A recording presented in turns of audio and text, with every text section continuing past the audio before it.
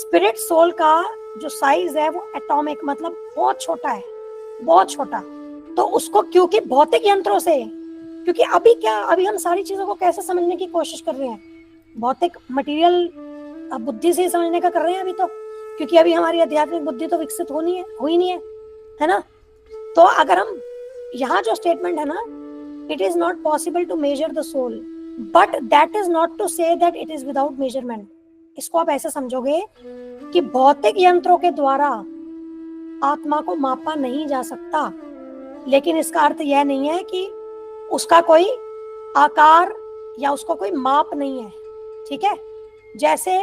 आप देखो प्रैक्टिकली इसको कैसे बता रहे हैं प्रभुपाद जी, जैसे एन ऑब्जेक्ट में seem to us to be no bigger than a point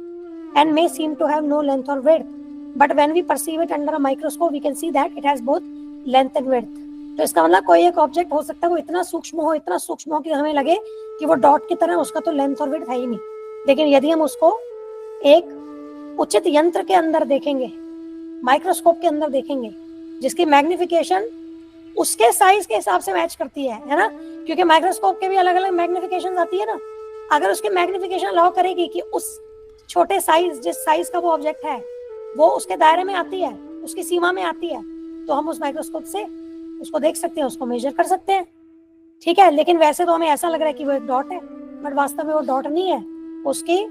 length और विड्थ है, उसकी लंबाई चौड़ाई है।